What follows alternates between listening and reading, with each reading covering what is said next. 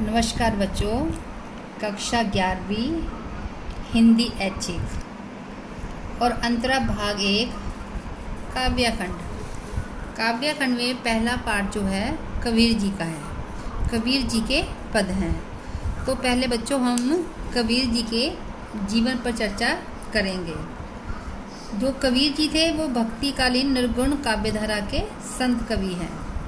अब देखिए परिचय क्या है। कबीर का जन्म सन 1398 में काशी में हुआ। नीरू और नीमा नामक जुलाहा दंपत्ति ने इनका पालन पोषण किया। ये गुरु रामानंद के शिष्य थे। कबीर पढ़े लिखे नहीं थे, यह उन्होंने स्वयं स्वीकार किया। वे कहते हैं, मसी कागज छुओ नहीं, कलम न गई नहीं हाथ, यानी कि कलम द्वात को हाथ लगाया ही नहीं। सन 1518 में मगहर में उनका देहावसान हो गया, अर्थात उनकी मृत्यु हो गई। अब रचनाएं देखिए बच्चों क्या है उनकी। बीजक, बीजक के अंदर साखी शब्द और रमैनी है, ठीक है ना। कबीर की कुछ रचनाएं गुरु ग्रंथ साहब में भी संकलित है। अब हम उसकी काव्यगत विशेषताओं के बारे में पढ़ते हैं। भक्ति काल की निर्गुण, निर्गुण मीन्स निराकार रूप के उपासक, काव्यधारा के संत।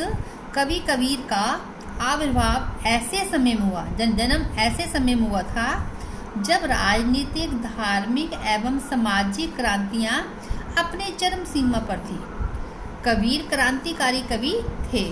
एक और कबीर ने समाज में फैली कुरीतियों एवं आडंबरों पर प्रहार किया, दूसरी ओर उनका भक्त रूप देखने को मिला। कबीर की रचनाओं की भाषा सादुकड़ी है। सादुकड़ी में इसको पंचमेल भी कहते हैं।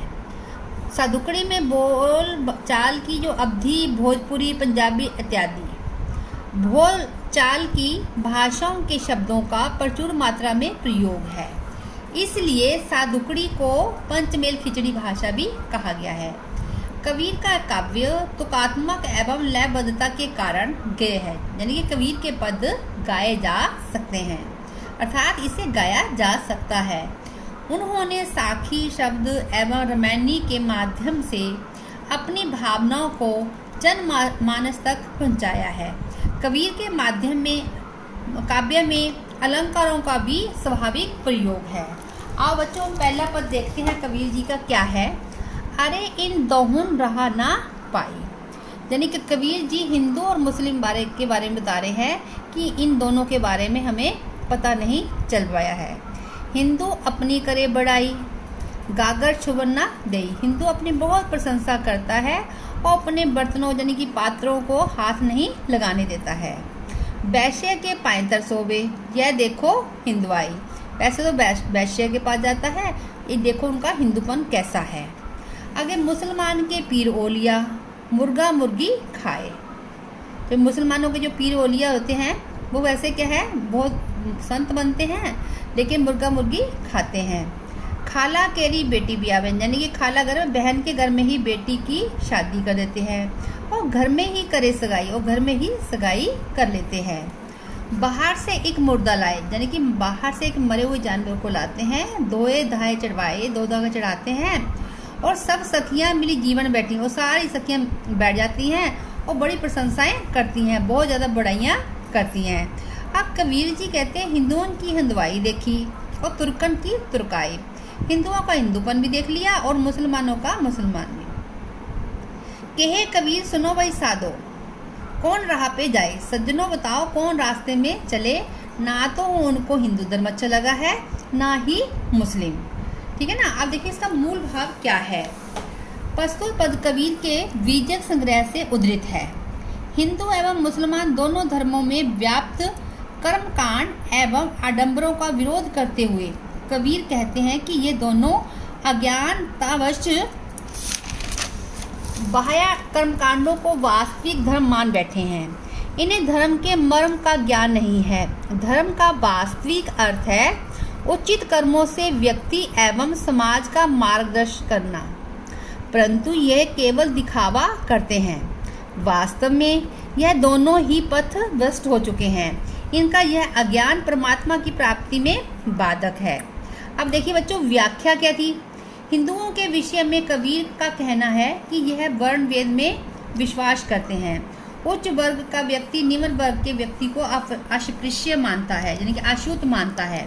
उसे बर्तनों को छूने नहीं देता है, परंतु स्वयं वैश्य गमन जैसे निम्न कार्य में लिप्त है।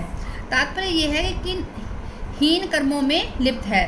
तात्पर्य यह है कि हीन जो कर्मों में लीन है, केवल श्रेष्ठ होने का दिखावा करते हैं। मुसलमानों की दशा भी कुछ भिन्न नहीं है।